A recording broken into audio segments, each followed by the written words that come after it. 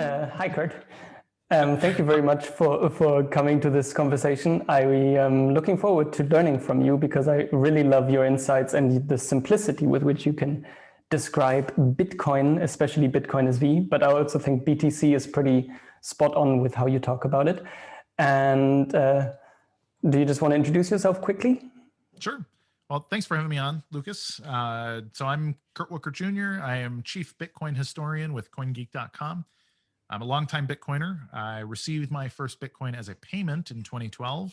The guy told me it was like video game money, and I was feeling generous, so I agreed to receive it for payment for a small printing job that I did for him at a company I owned at the time. Very quickly went down the rabbit hole, decided I wanted to be a miner. I was not a very successful miner, but I built a small mining operation and goofed around with that for a while.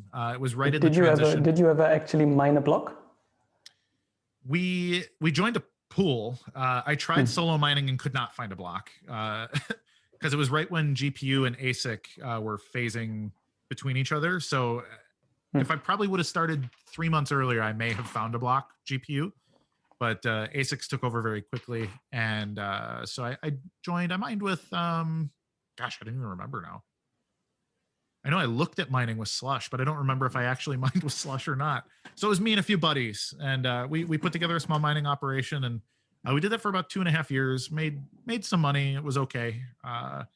So I ended up doing some of that until 2015. I met my woman who became my wife about a year earlier and got a little bit disinterested in Bitcoin because I was excited about new girlfriend at the time. And we ended up getting married near the end of 2015. And she knew I was into Bitcoin sort of vaguely, but she didn't understand what it was. And I sort of insulated her from it while she got to know me. And then I got back into it pretty hard in 2016. And the scaling debate had heated up quite a bit. I was a big blocker. I was a supporter of Bitcoin XT and Bitcoin Unlimited, and go in the direction of that. I thought small block Bitcoin was such a bad idea that nobody would adopt it. There was no way we could lose because small block Bitcoin is so uninteresting. And but then you can just turn the bug into a feature. And suddenly you have a whole new ball game. Right. Yeah, it was incredible. So it turns out I underestimated how silly and or manipulative certain people can be. I supported the Bitcoin Cash split after it happened, although I did not support the initial. I did not want to concede and split. I wanted to fight for BTC for forever, frankly. But my backup left and went to Bitcoin Cash. So I went to Bitcoin Cash. Big advocate in Bitcoin Cash until 2018 when the BSV split happened. And I, once again, followed the biggest block version of Bitcoin, which is Bitcoin SV. I believe in big blocks. I believe in building business and creating value with the tools rather than trying to absorb value just because it exists. So that's my general worldview. That's my very short version of my Bitcoin story.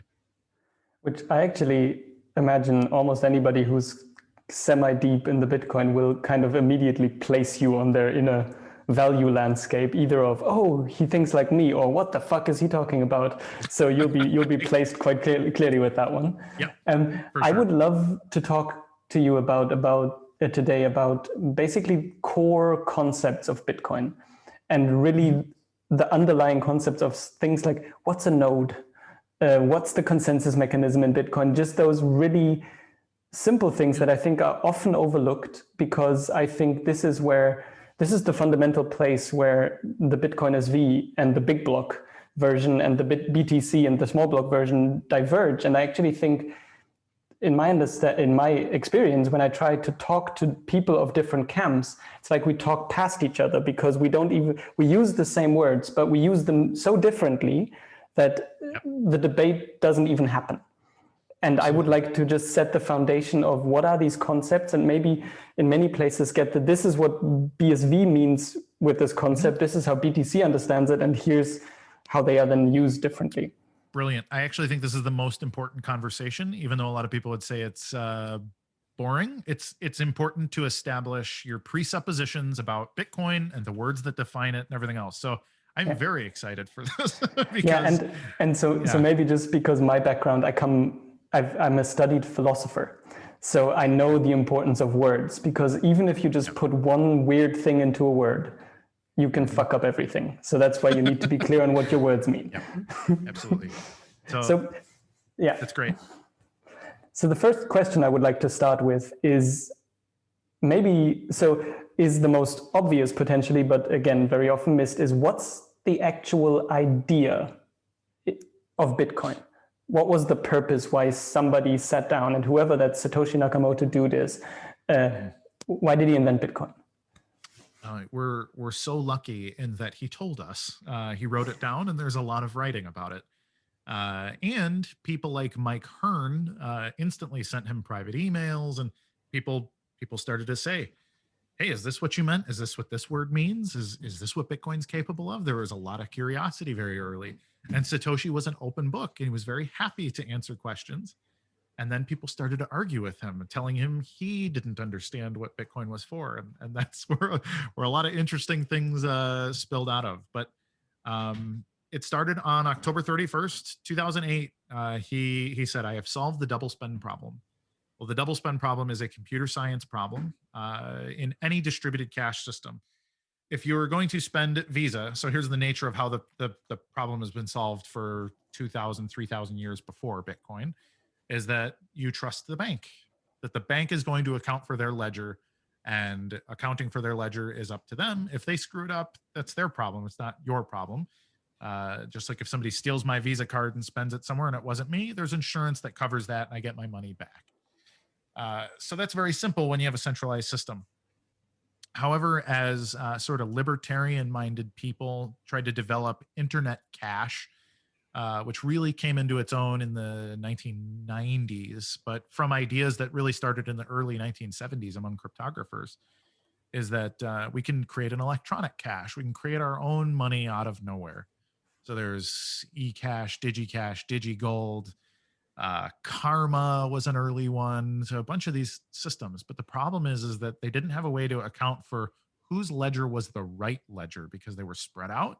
And there wasn't a great way for them to connect and make sure that they were reconciled with each other. There was no competitive feature in these old cash systems, but they knew that they needed money in order to increase freedom around the world, or be able to do business as easily in South Carolina as you can in South Korea. Like, wouldn't it be great if we could connect these people trivially to do business with each other? And so that was the problem that the cypherpunk movement and the digital cash movement worked on for 30 years. And Satoshi solved that problem. So on October 31st, 2008, he said, hey, I solved the double spend problem. We can make everybody's ledgers reconcile, and we can all do business globally.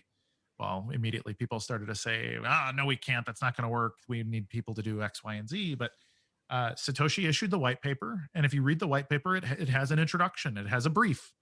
And the brief says, the first line starts with commerce on the internet. And then he goes on a whole paragraph explaining why we need to essentially reduce payment friction, and we need to reduce payment fees in centralized models, because centralized payment processors charge too much money. Now, who were centralized payment processors in 2008? That would be your debit cards, your credit cards, and PayPal. There really wasn't anybody else doing internet business at the time. And Satoshi laughed at PayPal and said, your fees are too expensive. So you are raising the rung is too high for all kinds of business models that maybe want to do business for $1. And if you have a $5 fee per transaction, then you've censored out this entire class of business that's underneath there. And he specifically says small casual, I believe is casual small transactions or small casual transactions. I don't remember the I think it's small order of the casual words. transactions. Small casual transactions. So Satoshi Nakamoto wanted to have payments on the internet be cheaper, faster, easier, to create a more holistic environment of commerce on the internet. That's what Bitcoin is for. So if I just try to summarize that, because I love the point you made about, so there was a cash system, which was run by banks, and more specifically central banks. And it works because there's one authority that says, this is the ledger, this is the bookkeeping, and this is the true book. And if they make a mistake, it's on them and they have to pay for that mistake. And basically there was this whole internet movement that said, okay, how can we do that without these weird central figures, and we do it distributedly? Is that even a word? I don't know. But but with that come problems. Key problem, double spending. How do we make sure that somebody doesn't double spend their money and thus rip people off? And the other one is, how do we make sure that if there are 10 people keeping a book, that they have the same book? And basically he solved that. And then he was clear in the white paper, I solved this, so let's use it for micropayments and frictionless payments so that people can do business wherever they are. Yep. Wonderful. So with that, because one of the words I hear thrown around a lot in the Bitcoin space, and both in the BTC and in the BSV space, is sound money. How is Bitcoin sound money? Well, it's complicated. So, people would argue that perhaps it's not. Satoshi Nakamoto didn't really talk a lot about monetary politics. This really was something that came from the sophomore class of Bitcoiners that showed up because they heard that it existed, and they took some of his very casual phrasing about Bitcoin as this opportunity to be a digital reserve asset. This is a lot of the people that came from the Austrian School of Economics, these Misesian gold bug types. We need to get back to the gold standard. Very much the Ron Paul people were a big part of this. And then I think also that Bitcoin was released in 2008 amid this housing crisis and this economic crisis that happened. And people said, we need a sound money. And then, well, Bitcoin showed up at the same time. So I think people connected some dots that may not have completely been there to treat Bitcoin as a sound money. However, Satoshi did point it out. He said, hey, this is distributed by math. It's secured by proof of work.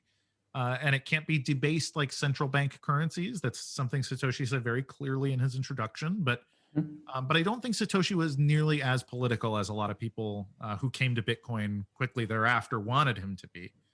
He was very much interested in business and the business application of Bitcoin, which he talked about all the time. And he would shush a lot of the monetary activism because I don't think he wanted it to be something that was grandstanded upon politically, or at least not as the cornerstone of the movement. However, I do agree that Bitcoin is in fact a sound money system. The reason for it is it has a knowable finite supply. We know how much is in circulation. We know how much is movable. We know how much has been mined. We know how much is mined every 10 minutes. All of this is verifiable across the blockchain. And it is not arbitrarily flexible in its, you can't just print extra Bitcoins out of nowhere and solve some problem that you created with your malfeasance somewhere else just because the money is slippery. So that's a really good thing. Bitcoin is fungible. It is transactable. It is, one Bitcoin is always worth one Bitcoin, no matter where you go. So it does have, if not all, most of the important features of a sound money.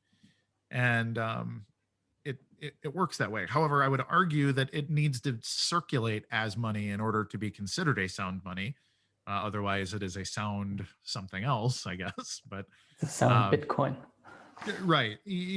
And we've seen a lot of this. There's a lot of monetary theories that are similar to each other, but that have some crucial differences as well. People point to Saifedean Ammou, the guy who wrote the Bitcoin Standard. And he writes a lot about monetary history. He is a Mises fellow, so he very much comes across as an Austrian. But the things that he advocates for is not classical Austrian economics. He actually advocates for the Cambridge theory of economics, which is that all value is derived from an asset's ability to store value. That's not a Misesian principle. This is not what Ludwig von Mises or Friedrich Hayek or any of the other guys during that classical era would have said about money. They believe that money must have velocity in trade and commerce in order to create value, and that the value of a tool is its ability to create exponential value because of its economic utility. So there's a big disconnect there among Bitcoiners of different stripes on how to define a sound money. Unfortunately, the very popular version of it is that sound money just sits there. You're only supposed to save, and the longer you save, the more purchasing power you'll have. But purchasing is always looked down upon. You know, they have this very rigid, it's almost religious. It's kind of like, you know, dietary laws. Well, the longer you fast, the thinner you'll get, and the more, you know, like these, they have this very very bold worldview about saving. Bitcoin should be saved. Bitcoin should increase in value over time because it is finite and useful. However, you do need to be able to use it. You should deploy your Bitcoin if deploying that Bitcoin will earn you more Bitcoin back. This is the nature of starting a business. You don't waste money frivolously. You shouldn't eat every meal at a restaurant because it's 3 times as expensive as making your own food. However, if you're going to invest your Bitcoins into something that creates value for people and such that people give you their Bitcoins in order to do business with you, then that was a wise decision. Then you shouldn't think about the Bitcoins that you've lost. You should think about your return on investment in units of Bitcoin. And you need your Bitcoin to have velocity in order to do that. So this can be a complicated conversation depending on... I would just say I think you opened about 15 different avenues we could now head down, which is number one, what is money actually? Let's look at different traditions. What do they say money? But yeah. I think you raised a few points that go, in my understanding, really to the core of the Bitcoin discussion, which is store of value, which would be more the digital gold proposition, which is interesting that BTC sells itself as digital gold when the white paper very clearly says digital cash, which then gets to the question of what use does money need to have to be a money? Do we need, how spendable does it have to be? How liquid does it have to be? I think those are really questions to be considered. And I mean, knowing you come more from the BSV space, I would say you think it needs to have use, so it needs to be used, it needs to move around, and it needs to be like cash rather than something you bury in your basement and hope to find again. Correct. Yeah, absolutely. So this could be a whole...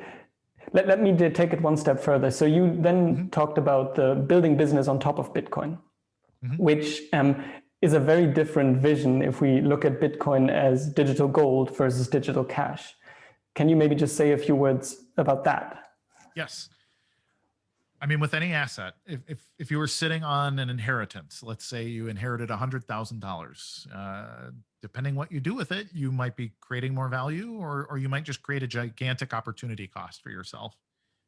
With inflation the way that it is, it doesn't make sense to just leave it in the bank because it will lose purchasing power. And this is why people seek out investments like real estate or stocks and bonds. And you know, you want to grow your holdings, otherwise you're going backwards. Well, one great way to do that I just don't see almost anybody talking about in the Bitcoin space is to build a business using the asset in order to accumulate more of the asset.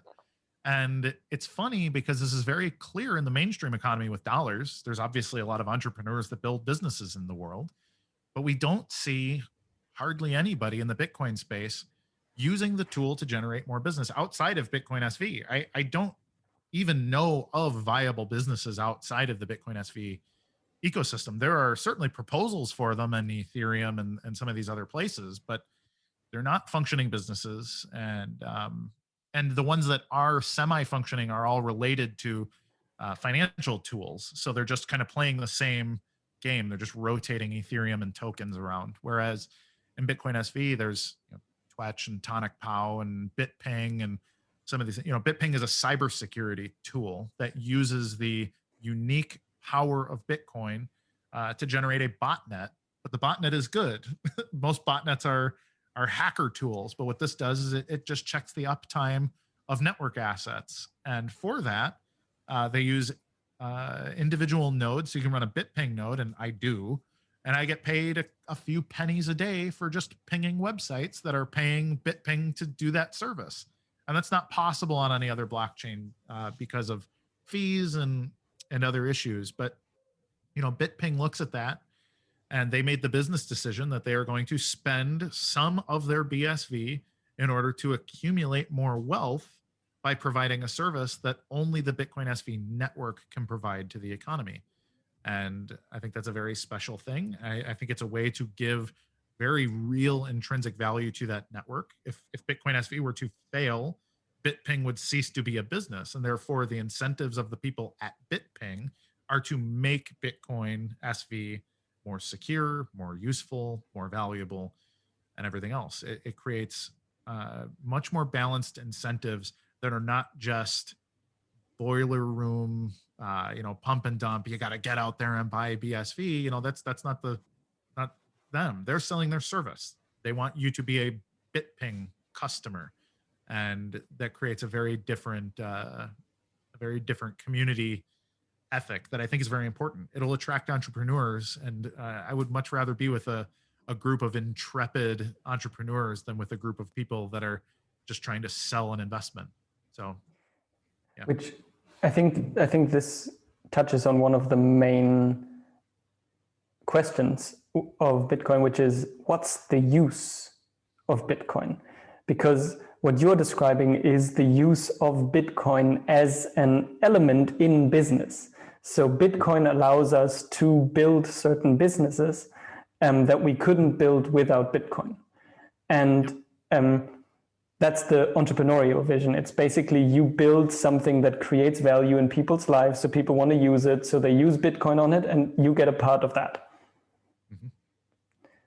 Absolutely. The other, yeah. I was going to say, what Bitcoin SV does is it improves anything that would benefit from reduced payment friction, or increased data integrity. And data integrity can include security, it can include identity, verification, all kinds of other things. But those are the two pillars of what Bitcoin SV gives to the global economy that can't be done anywhere else, is reduced payment friction and increased data integrity. I've heard you use those words about 10 times. I don't really understand them. Can you explain those two words? Payment friction and data integrity. What do they mean? So right now, let's say I wanted to start a business selling something to, let's just say South Korea. Let's say I'm in Chicago, and I have a friend who tells me about a business problem that exists in South Korea, and I would like to sell it to them. Right now, I would need to get a business license out of country, which would potentially take years if I could ever get it done. Hire attorneys. I would need to have banking in South Korea. I would need to establish all kinds of things. A lot of paperwork to start there. Once I get that done, then I would need to sign up with whatever the payment rails are there. So that would be your basic credit and debit cards, but it would be whatever regional things they use. So maybe they like to pay over certain apps that are just very specific to South Korea.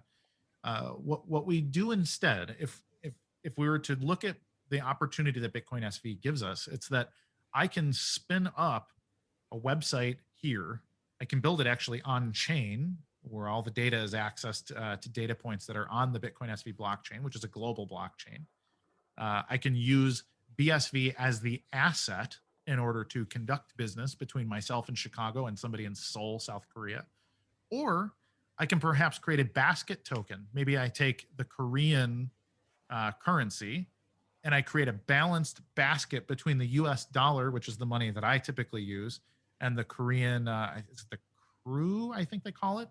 I could be wrong. I maybe shouldn't have picked South Korea as my example. But anyhow, so what we can do is we can peg the variable difference between those two currencies. So the purchasing power of both assets combined, and there's an average there. So that as I do business with those people, we balance that. Well, how do we figure that price out in real time? Well, that can also be done on Bitcoin SV, because we can use real-time price oracles that are maintaining the value of all currencies globally, given the exchange rates at all times, so that I don't have to do that math. I don't have to take a phone call and get on my calculator and figure out the conversion rate at that moment. That can all be pre-programmed. I can create a token that is a mix of those things, or I can have them atomically swap in the transaction. so that I can do business in dollars and they can do business in crew, but we don't even have to know that that's the issue. Or like I said, they don't even have to know potentially that you are using Bitcoin SV in the background, or that there is somebody getting dollars, because the system simply accepts the crew, whatever it is, I believe it is a crew, yeah, South Korean money, and it just automatically translates it into dollar, which would be possible if both of these are tokens on top of the Bitcoin SV blockchain. Or can it even be possible if they are not both tokens on the Bitcoin SV blockchain? It can be done both ways. So Prev, for example, is an app on Bitcoin SV that is taking price oracle information of all things. So it could even be, maybe they want to pay me in Litecoin because they're a Litecoin holder. That can just be staked into a very simple smart contract. The conversion, I can get back USD tokens, or I can get back BSV or whatever. All of that structure exists there up in Bitcoin script that allows me to do business with anybody that I want by whatever rules that I want. And we can even program, the variable laws between both nations. Maybe I'm not allowed to sell them certain things, or maybe they're not allowed to buy certain things from me just simply because I'm in the US. And we can solve some of these problems, or most of these problems, very trivially just with the software. But because the network is there, and because it is globally available, and that it is frictionless and instant for me to use and to program on, I can solve that problem pretty trivially. It really just needs to be built out. I don't have to go through all of those hoops that I would have had to prior to the existence of Bitcoin SV. So that's payment friction. That's me essentially being able to offer, I can offer a token of anything right now on RelayX, and somebody can go buy it right now in any nation in the world if they have internet access. So that's that part of it. Now the data integrity part, this one is actually more fun than that. And let's say right now, you live in, let's say, half the planet roughly doesn't have access to identity solutions. When they're born, they're not given a birth certificate because they live in a place where they don't do that. This is large swaths of Asia. This is large, it's most of Africa. It's big chunks of South America right now. You don't get a birth certificate. You don't get an identity. You don't have a credit score. You don't have a driver's license. You don't have a passport. So how do you connect to the global economy? Well, you don't. You can't. You are censored from the ability because your nation is so backwards, or maybe you're not even part of a nation. Maybe you were born in a hut and you're part of a tribe, and that's it. Well, when you make your way to the city, let's say you leave the tribe at 15 years old and you make it to the city and say, hey, I would like a job. And they say, okay, well, your job application requires passport, birth certificate, some kind of national identification. Well, these things don't exist. So what you can do is, rather than getting a national identity, is you can start to establish a digital reputation. So let's say you hop into a job and you do your job really, really well. Well, you've been given keys on a very simple smartphone. Smartphones are common even in the third world, but you've been given a smartphone and you accumulate, hey, your entry-level job you did really well at. Not only do you listen, you obey your boss, but you're a self-starter. You provide more value than you were even asked to do. And therefore, maybe they want to move you up in the ranks. Well, they can be publicly known information that is added to your digital reputation, your tokenized, your NFT of you, that stays there in public forever. That's a buzzword right there, NFT of you.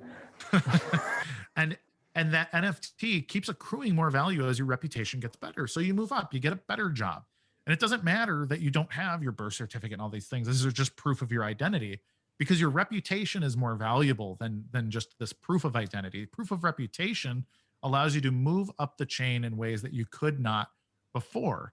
And they do a social credit system like this in China, which is very dystopian, because it's about your loyalty to the Chinese Communist Party that lets you move up the chain there. But imagine subverting that by giving everybody a global reputation-based token. No, you first. Now, with that, you can join, for example, social media. So you can join Twitch, or let's say Twitter were to join this and say, okay, we'll integrate with this credit system here. Well, then your tweets automatically have more provenance because you have this reputation as somebody who left a village with no identity, but you built your way up provably on chain, and you have this identity solution now that makes it that your influence is based on your actual real reputation rather than something you were able to manufacture, some sort of false, influencer type where you're this avatar for, for some brand or whatever. And with that,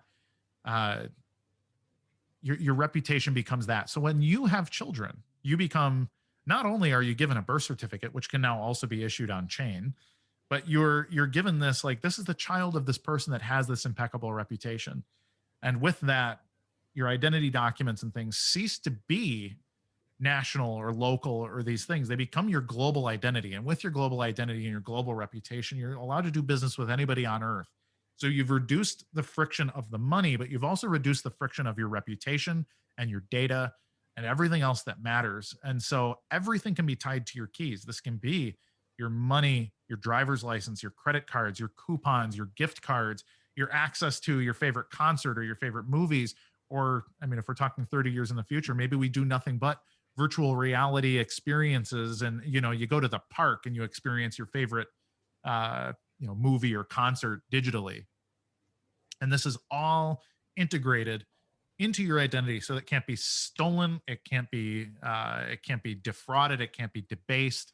Everything is given a provable, verifiable hash, and you have ownership of all of these things that is connected to your identity. And you can even make it that if it's stolen, if somebody were to take your device or take your thumbprint, take your eyes that allow you to log into these things, that you can appeal to the arbiters of the network, the miners, the honest nodes of the network, and say, I've been robbed and I would like these things locked until it's returned. Well, they can lock it, they can shut it down. And then when you go buy a new phone or you're given your phone back or whatever, they can just grant it all right back. So you have this incredible integrity of data across a distributed network where you own these things. You own your identity, your reputation, and all of everything, your commercial identity, your personal identity, and all of that, in a way that is encrypted, it's private, it's controlled by you, and that there is a network of people competing to make sure that it is the best option for you too. So even in these emergencies, you can get them back and move on with your life rather than having to call to cancel all your credit cards, and call your bank, and call the government to get your driver's license back, and all these different things. So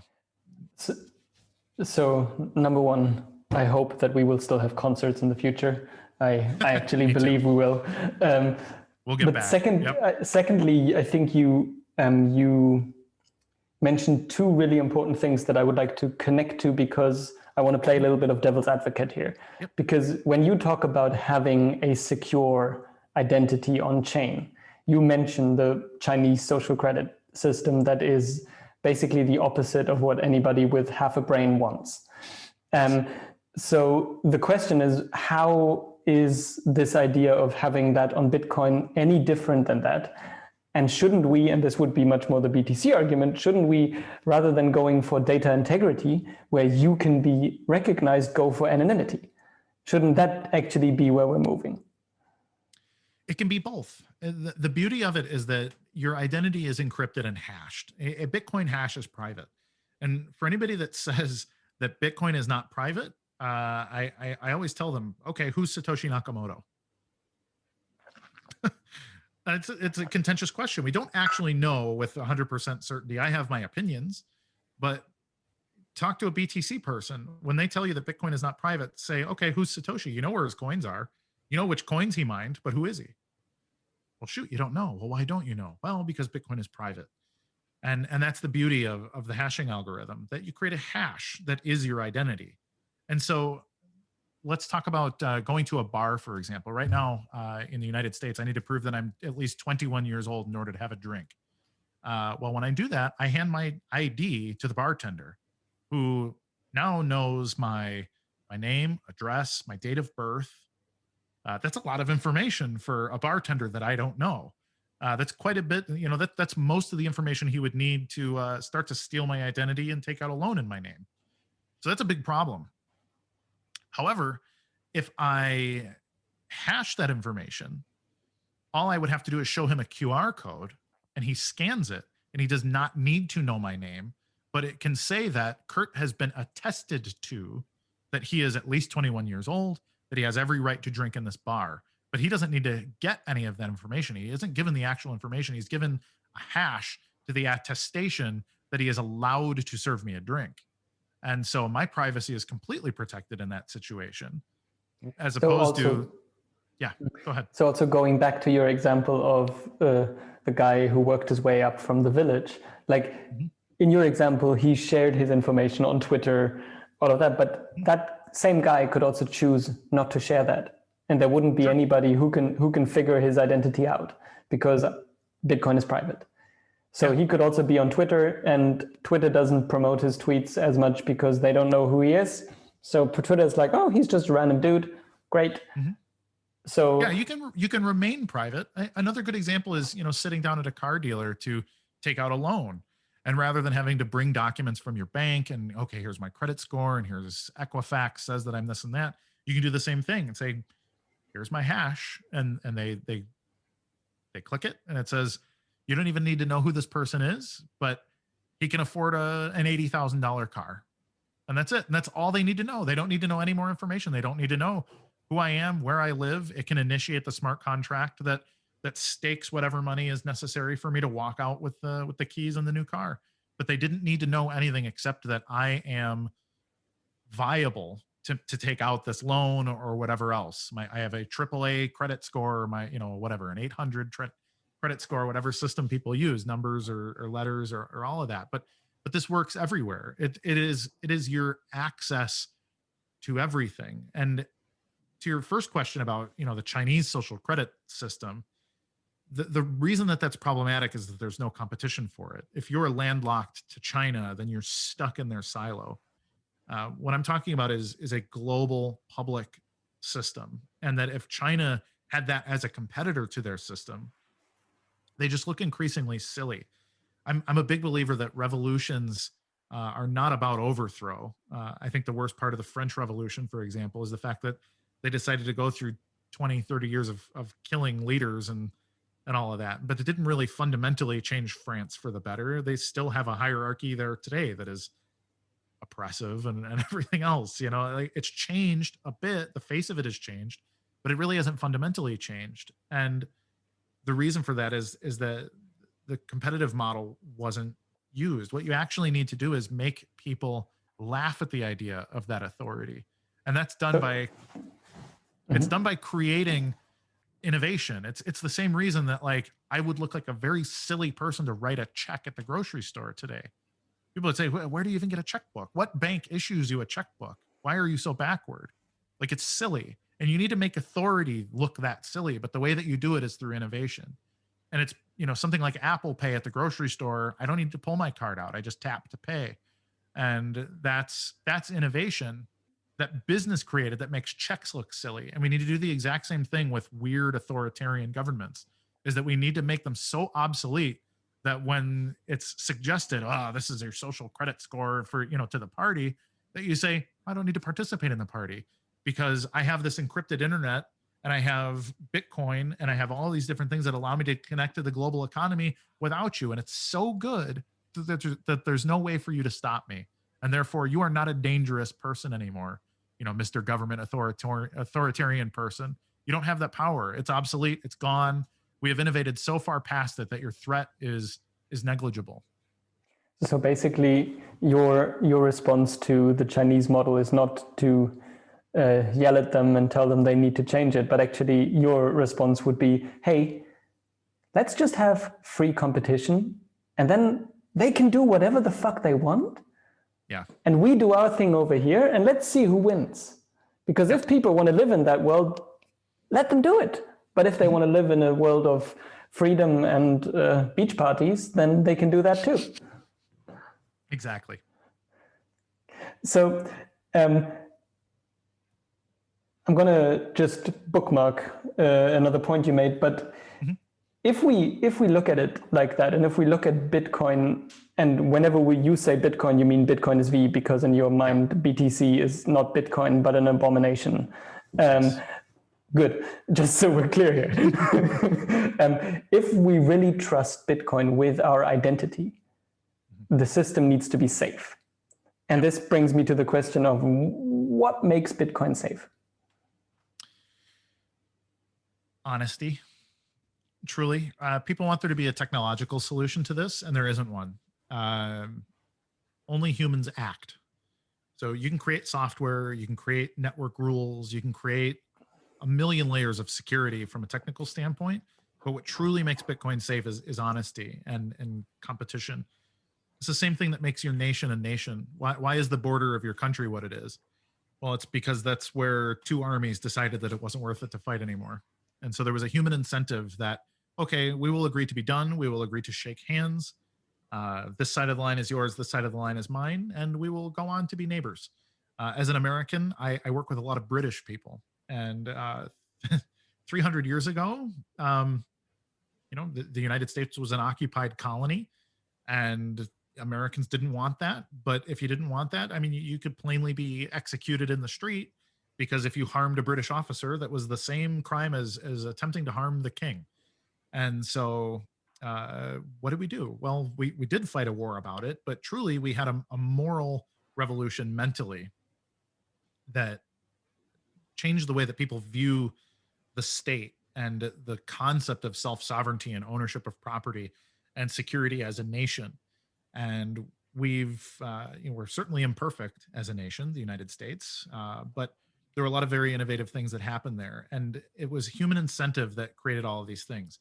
Now, I know that seems like a really weird place to start about Bitcoin security, but it's exactly that. I mean, honest is, I think, the word most often used in the white paper. I'm not sure. It is the word most often used in the white paper? It is the most, aside from A's, ands, and thes, and those sorts of things. Yeah.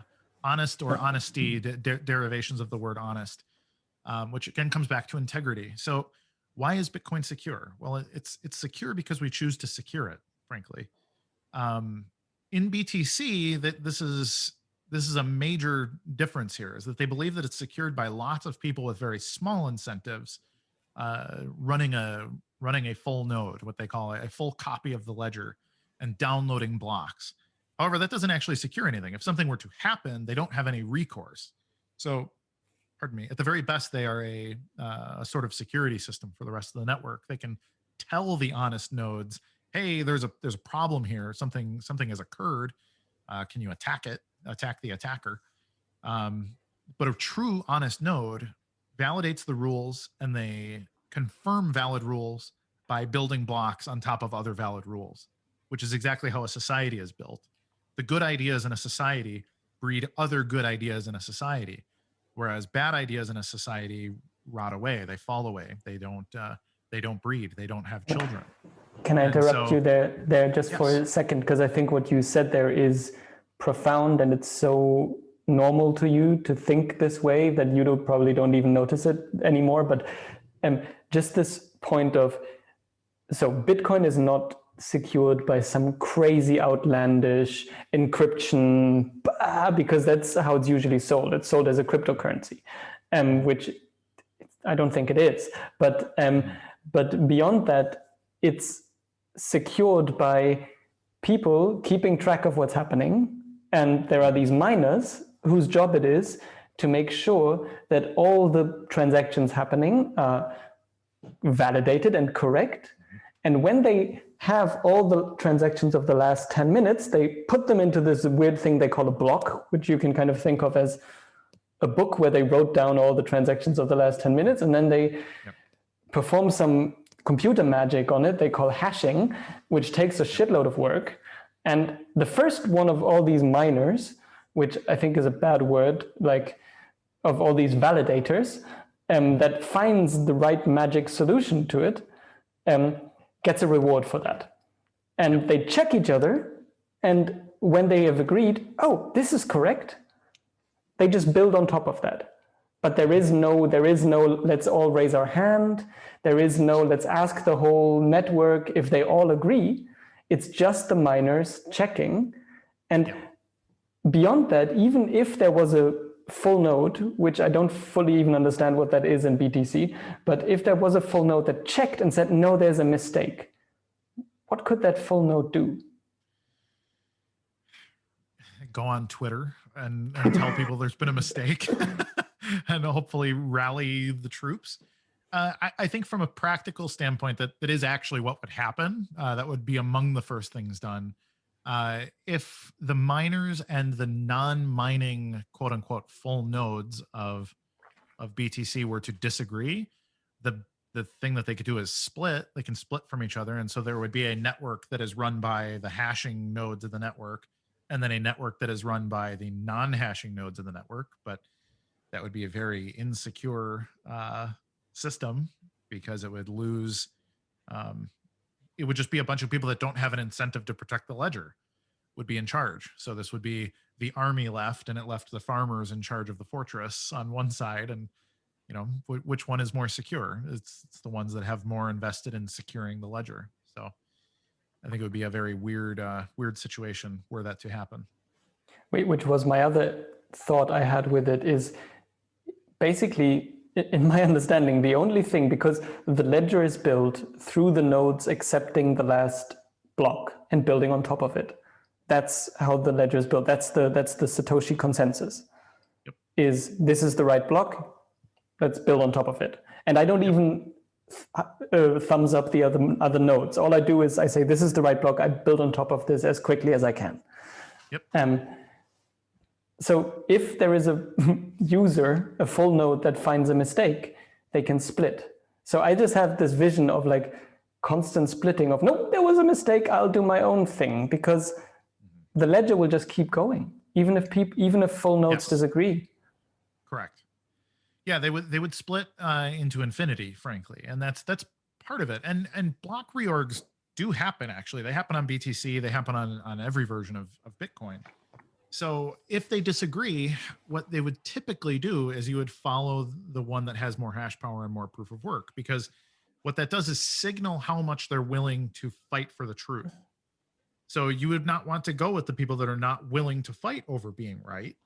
If they just say, well, we disagree, but you know, maybe we're not capable of disagreeing well. And so we'll just go along with the bigger fish, basically. And that's, you know, people fear that a bit, but it's truly in Bitcoin is the honest signal. If somebody does that, if they flex their power, but they are deemed to be dishonest, then they just frankly cease to be an honest node. And so people won't mine with them. They won't want to cooperate with their blocks. If they build another contentious block, well, the other miners know this, and they say, you know what? No, we went along with you once, but you've proven yourself to be dishonest, and we are going to coalesce against you in order to protect the integrity of the ledger, because the integrity of the ledger is more important than your giant hash power also.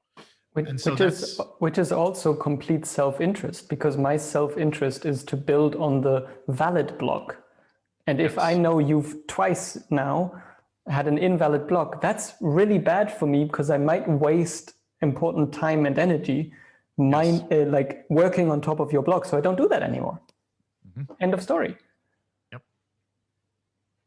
No, it creates, Bitcoin's incentives create benevolent kings. The best form of government is to have a king who actually loves his people. And in Bitcoin, the center of the network, the most valuable node, is that one that gives the most value to the network, to its people. And when it ceases to do that, or when somebody, either he fails or he becomes malicious, there's always somebody there to compete with him and say, hey, he's no longer the king. He has ceased to be the valuable monarch of this network. However, I've been building my reputation for X amount of time, and I'm here to replace him. And I will be your king until you replace me. And that's truly what the miners of the network are doing, is they are competing to be the best at protecting, the best at cooperating, and the best at giving value to the network as a whole. So it's a perfectly balanced system, because there's never going to be so much malice in the network that it breaks down, because it's such an opportunity also to be that most valuable node, because you earn the most money by doing it as well. So it's a very, very, very intelligently designed incentive system when Bitcoin is properly implemented. And just to maybe even add one tiny bit of how simple the act of what nodes do is all nodes do is verifying transactions, putting them into a block, into a Merkle tree, and then hashing that Merkle tree. That's all they do. They don't do anything else. Correct. So they compete at that. Absolutely. Okay. That was a lot of points we just covered there. I'll just, I have one more question about the structure, because you started off by speaking about the problem of trying to find a distributed cash system. Why distributed? Why not build a centralized online cash? It's a good question. And it can be very political in nature, frankly. I think the obvious one is political dissident. Look at Soviet Russia, for example, or North Korea is one that might make more sense today, that people don't have the ability to engage in commerce the way that they want to. And it's not really, if you believe in the sovereignty of man or humanity or whatever, but if we have this right to conduct business the way we see fit, as long as we don't harm other people, well, then we need a system to be able to do that.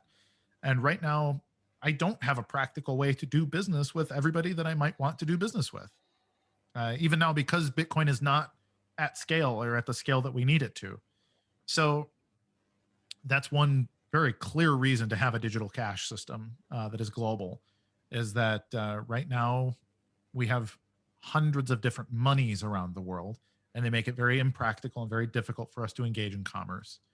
And so centralized payment processors, Visa, for example, will let me come to Western Europe and parts of Asia and things, and just travel and do things freely. But there's a lot of places in the world that I can't just swipe Visa or pay with dollars or whatever. I need to consent to their monetary system. I need to pay the exchange rates and get their local money and all these different things. And it censors out me being able to do business with people that don't fit that mold. So I think that's one very basic reason. And I think the other one is just simply uptime. Centralized networks fail. Visa has gone down for hours and sometimes days in parts of the world and things, and that's a big problem. And if you distribute the network widely, then outages don't really happen. And the network itself can never be brought down if it's widely distributed and secured by proof of work. So I think some of it is just simply practical, and some of it is a bit political. Yeah, I mean, the point you make about the political nature is even if just the vision is everybody is supposed to be able to use this system, then it needs to be distributed, because if it was purely in the US, the whole main focus, then Iran, Russia, whatever, wouldn't really want to allow that thing in. Whereas if it's completely distributed, there is no reason to resist it on that level. For sure. So I actually really like that point. And I want to make a jump. Is the Bitcoin SV vision to put all data on chain? Not necessarily all data.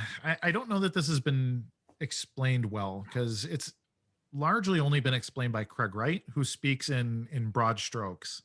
And that's partially his strength and partially his weakness. But I think he speaks in broad strokes, interspersed with ridiculous details, but missing all the steps in between. Correct. Absolutely. He does. And a lot of that, there's opportunity there. That's where we have the ability to fill in those blanks, and those are businesses. So I think eventually perhaps all data could be on chain, but right now it really needs to start with ROI. Like, what is the valuable data? What is the return on investment for putting this data on chain? Because people will say, well, why wouldn't I just use AWS or Microsoft Azure or something to host my content? It's exponentially cheaper. Like, well, yes, but you're really only thinking about distribution cost, and cost really is irrelevant. The only people that think about cost are people that don't know how to make profit. And so if you know how to make profit, then putting that data on chain in a way that creates more opportunity than it destroys, well, then that data should absolutely be on chain. And I think a very simple example could be, let's say I'm a big influencer. I'm the kind of guy that has 1 million followers on Twitter. If I were to say, I'm going to post my personal photos and personal interactions exclusively to Twitch, and I'm going to troll toll everybody $1 to interact with me. And it's not because I don't like you, it's because that's what my time is worth. But I am moving to Twitch. I'm going to post, pictures of my children and pictures of all these different things there, but it's going to be there exclusively. Well, people would say, well, why would he pay 8 cents to post and then, upload high res photos, and he's paying $2 or $3 per post when he could post to Twitter for free? Well, this ROI, he's creating his own interesting niche economy there where every interaction is earning him more money than it's costing him. And he doesn't have that monetization ability on Twitter. So on Twitter, for him to make money from the existence of his influence, he needs to bring on advertisers. He needs to maybe compromise his own integrity. For example, I don't want to be a shill for, a shampoo company or a razor blade company just because I'm a guy. I don't want to be selling razors. But it's like, if I watch YouTube now, you would be the perfect person for the shampoo company, though. Yeah, exactly right. It works. So, but you go watch YouTube, and I'm in the middle of watching whatever I'm watching, and it turns into a commercial about a shaver. And because I'm a guy, they assume I need a shaver, and so they're advertising that to me. But it's like, does this guy who runs this, motorcycle channel on YouTube want to talk about shavers in every video that he makes? Like, no, that ruins the experience. And I'm sure he would rather be paid directly by someone like me. If I paid 50 cents to watch his video, then I wouldn't have to be, listening to a 30-second commercial in the middle of his video.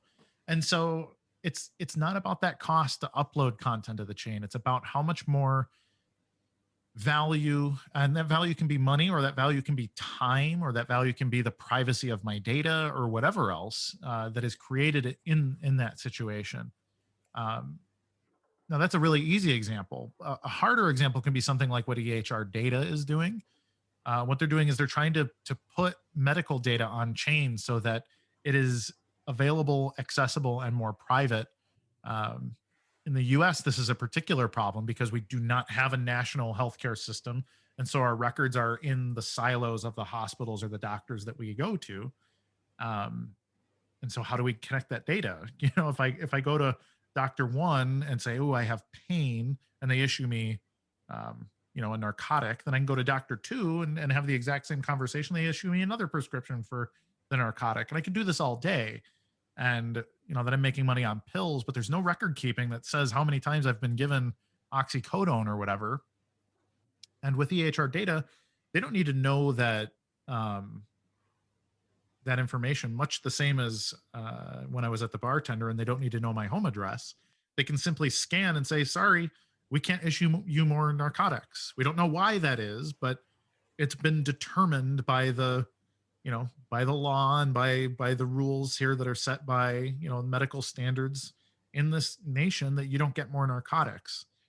And so there's opportunities there that, that eliminates the opportunity for illegal distribution of drugs as one use case, but it also makes it that, maybe I'm a fool and I'm not good at managing my own medical, and I show up at the hospital and I don't know that I have a mental issue, or I have diabetes, or I'm, whatever else. And I show up and they simply scan and say, okay, this is what this person needs to be treated for. And we know this because that data is there innately. So maybe it costs me $2 or $3 to upload each change to my data, but that's invaluable to me, especially, maybe I've had a stroke, but nobody knows me. And there's nobody there to care for me, to say that, hey, Kurt has this medical issue, or Kurt needs these very specific things to be done.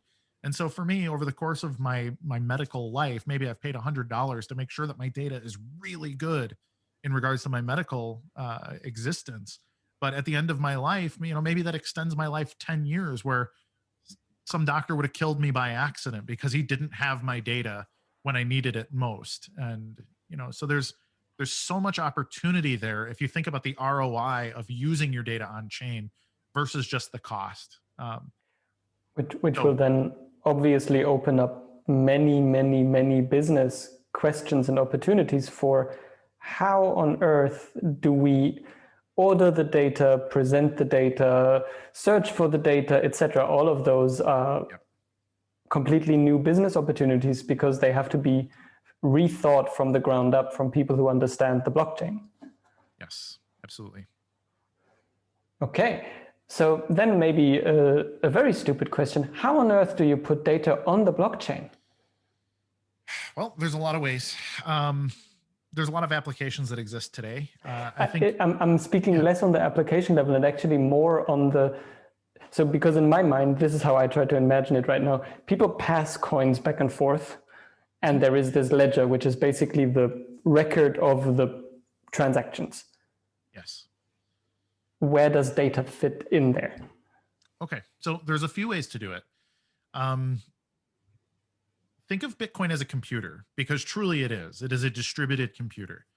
The ledger is a hard drive, but there's also the application layer. There are the things that do exterior functions. There are also programs that you can connect to it. So these would be like your tokenization protocols and things are like different apps that you can connect to this global supercomputer. Well, on that hard drive, most people think, well, the data is my money, but the data can be anything. So if you pay the toll, you can write any data to that ledger, and that can be contained either in a transaction. So it can be part of the transaction, for example. I mean, it's all just ones and zeros when you get down to it. So those ones and zeros can indicate anything that you want them to. But you can also attach it in what's called op return, which is sort of a sidecar to a transaction. So think of that as, I guess a sidecar is a good thing. So you can hop on your motorcycle and you can drive somewhere and keep whatever you can keep on your backpack or your saddlebags, or you can have a sidecar that you can carry more. And so with that transaction, you can also place arbitrary data. The tools are inherent to Bitcoin that allow you to push extra data with your transaction. So they're actually part of the script language. Yes. Correct. And so op return is the one I can find. You said as part of the transaction. How would that work? So there are, sorry, heard I think it was a car outside, but it sounded like gunshots for a moment, which was. But, and you are in the US. It happens every day. It does. It's ridiculous. So let me rethink that question. Oh, okay. So there's a number of ways that actually haven't been explored very much. The obvious first one, and the one that people are starting to work with, is what's called op push or op push data. So this was another innate feature that was existed in Bitcoin at first and went away for a very long time. Has been restored in Bitcoin SV as of the Genesis upgrade. So that's February 2020 was the restoration of op push data. With op push data, you can connect it not as a sidecar, but you're like intertwining it into the transaction so that the data is written to the ledger permanently, and it can only be reaccessed by spending the data again. So it's fundamentally part of the transaction, and that gives you a lot of really interesting opportunities with smart contracts or setting rules, time locks, that kind of thing. But data can be pushed that way. It's going to be, I believe, the foundation of the really valuable tokenization protocols going forward, is that there will be triggering events that make certain actions possible. But that's one of the ways that's being explored. But there's also all kinds of things with overlay networks and creating permanent mempools and different things too, that there's a lot of very progressive computer science that's going into this that is frankly above my pay grade. So. What wonderful. but so maybe in my mind, if I imagine a transaction as being passing an envelope back and forth, there can be transactions where you put the data into the envelope, and there can be times where you attach a package to the envelope. And both are ways in which you can put data onto the blockchain, and actually both of those will enable you to do different things. And in the future, probably both of those will be offered in a very smooth, well thought out way by different companies that will tease out different perks of each of these opportunities. Yep, absolutely. Wonderful. So that's basic. So that's where we then get back to the building on top of the chain rather than purely looking at how much will BTC be worth tomorrow. Absolutely. Yes. I have one last question for today, and I think we've covered a whole lot of ground today. I don't know if you feel that way, but I do. So tokens. I understand that there are basically very different ways people envision tokens working, and probably there will be very different types of tokens on the blockchain in the future. So the ones I understand is tokens as a second layer, and they kind of exist outside of the blockchain, but they are transacted through Bitcoin transactions. Yep. There can also be tokens that are connected to coins. So basically you turn a coin into a token. Yep. Are there even more than that? I imagine there are way more than that already. There are some that are being theorized by other people who are above my pay grade, but those are the two fundamental ways to look at it. So I think that that's a fair place to start. And unless you were to talk to people that have very high level opinions about it, that's probably 99% of cases. It's certainly all the cases now. But essentially, yes, you can create a transaction that is based on essentially you're painting a coin, or they used to call this colored coins on Bitcoin. This is the first sort of proposal of tokenization. There's even a video from like 2013 explaining colored coins. So nobody used the word tokenization yet, but that's what a colored coin is. And they describe it as you take a Bitcoin that is orange and you paint it purple. And now that purple coin gets to work in this purple ecosystem, and it's just separate from the rest of the Bitcoin economy, which is orange. And I think that's a really nice visual way to put it. And it describes out exactly what tokenization is. It is a thing which represents another thing.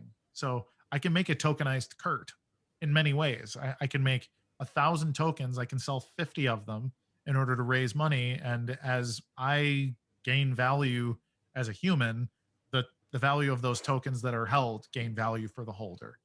And that's a very simple thing. But how do you distribute that token? Do you want it to be a Bitcoin level token where I have Bitcoins locked up that enable those tokens that, I can't release the Bitcoin until they're burned?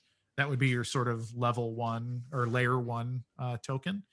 And then there are things like Bitcoin Computer or Run tokens are very popular now too, which is not exactly L2 or layer 2 for those that don't know what the L is for, but I think that L1, L2 language is a little bit unfair to what's going on too, but I think the difference is that an L2 token technically requires a little bit of its own separate infrastructure. And so run requires a virtual machine to be running in Bitcoin script. And that's not a drawback because it's just as secure as Bitcoin. The computer is secured by the network itself. So I think people would look at run and see that as a risk, and I don't.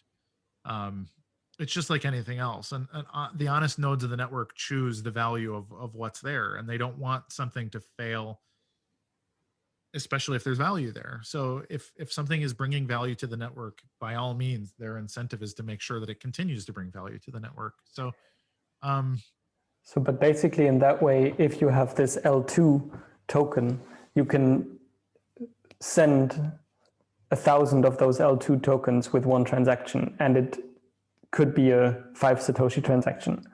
Yep, for sure. And that is then how you can scale on top of Bitcoin almost infinitely. Exactly. I mean, you can even tokenize fractional Bitcoins and that kind of thing as well. So yeah, you can create infinite exponential things on top of Bitcoin with tokenization. And you could then probably even create an L3 that is based on transacting an L2 token, which then sends a certain amount of the L3. So you can basically go on. Absolutely, 100%. And I all think of it's that, important. yeah, and I think it's just all important. of, you first. I think it's important to explain that L2, the way that we use L1, L2, L3 in Bitcoin SV is very different than it's used anywhere else. So Ethereum and BTC also have their L2 concepts, but their L2 is not built on network. It is pegged assets that run on separate networks. So that's a very different thing. It is I guess it would be L0 because they're trivially connected through API, but they're not actually running on top of. Whereas in Bitcoin SV, the script is innate. It is on chain. It is on the network. It doesn't leave the network. So our layer 2 is actually a stack on top of Bitcoin. Whereas Lightning Network or Plasma or ZK rollups or all these different things that you hear about on other things is completely separate infrastructure, separate networks, and they connect through a smart contract and APIs.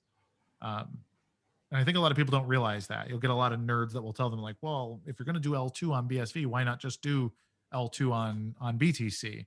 And it's because they're frankly using the language incorrectly. I think it's a little bit malicious. So yeah. Once more. I mean, basically they are, with Lightning, they are making very, very true on the digital gold, because in that it is literally just a IOU. It is 100%. Yeah. Yep. Which is fascinating because I thought that's what they wanted to get away from. Yeah. Sound money, but here's this other place where you can break the rules with it. Yeah. So I just want to say thank you for today. I think this really helped me to get clear on some of the core concepts, and sure. I think we touched quite a few very interesting points here. So thank you very much for your time. And do you have any wise words to end this conversation? Oh man, I think no. So I think people need to rethink opportunity and cost and self-ownership and realizing that BTC and these other things, they can't absorb value forever. And the value proposition of BTC is that if everyone were to sell everything and just buy BTC and do no more work, that this would be good because the price of BTC would go up forever. And we would have this perfectly stratified society based on exactly how much BTC you own. And that's a very scary world. The way that plays out at scale looks very much like an impenetrable hierarchy where the holders rule everything and everyone else is some form of slave, frankly, that they've missed the opportunity to be one of the ruling class. And there's no amount of work that you can do to get to that. So for me, it's very much a moral crusade. I think, business is often looked down upon by people. Proof of work is looked down upon by people. Everybody wants to be smart and invest at the right time and retire early and be part of this intelligentsia class that is wealthy because of their wisdom, but not their work. And BSV gives us this opportunity to create exponential value with our work. But that work is not dumb work. It is also intellectual work, but we're not rewarded simply for our intellect. It must be our intellect applied to work and then sold to the economy. But we need to actually create value, just like the miners, just like everybody else. The perfect balance of incentives means that whoever earns the most or has the most valuable reputation are the people that are creating the most value for other people. So we compete with each other and we cooperate. And whoever competes best must also be that person who cooperates best. And that is a world which creates exponential value for everybody. That's a world that I want to give to my children someday. And so for me, BSV is a moral crusade. It's for my children and my grandchildren and yours. And so I want people to join me in really pushing for real proof of work and real value creation, because that's the foundation of freedom and ownership and everything else. So join me. That's all work for Kurt's grandchildren. Perfect. Thank you very much. For sure.